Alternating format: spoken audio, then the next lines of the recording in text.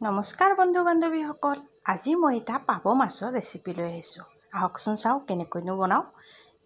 নিমখ আৰু হালধি সানি মাছখিনি মই ভাজি ল'ম ভালদৰে।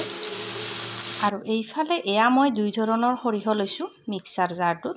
লগতে দিছোঁ কেইপিচমান কাজু আৰু এয়া আদা নহৰু খুন্দি ৰখা আছিল, এইখিনিকো দি দিছোঁ। জলকীয়া দিছোঁ আৰু অকণমান নিমখ দিছোঁ আৰু পানী দি এইখিনি ভালদৰে পেষ্ট বনাই লৈ ল'ম। কেৰাহীত তেল দিছোঁ, কালজিৰা দিছোঁ, শুকান জলকীয়া, লগতে দিছোঁ পিঁয়াজ আৰু বিলাহী। কিছু সময় পিঁয়াজ আৰু বিলাহীখিনি ভাজি ল'ম। এয়া দেখিছে এইখিনি হৈ গৈছে। এতিয়া মই পেষ্ট কৰি ৰখা সৰিয়হখিনি দি দিম। অকণমান পানী দি এইখিনি ভালদৰে ভাজি ল'ম। কিছু সময় ভজাৰ পিছত ইয়াতে মই এয়া জিৰা গুড়ি আৰু হালধি গুড়ি দি দিছোঁ। মিলাই ল'ম, মছলাখিনিৰ সৈতে মিলাই ল'ম আৰু প্ৰয়োজন অনুসৰি নিমখ দি এইখিনি কিছু সময় জুইটো কমাই ভাজি ল'ম। এতিয়া মই ইয়াত প্ৰয়োজন অনুসৰি পানী দিছোঁ, আপোনালোকে যিমান গ্ৰেভি ৰাখে দিব পাৰে। লগতে এয়া উতলি অহাত মাছখিনিও দি দিছোঁ।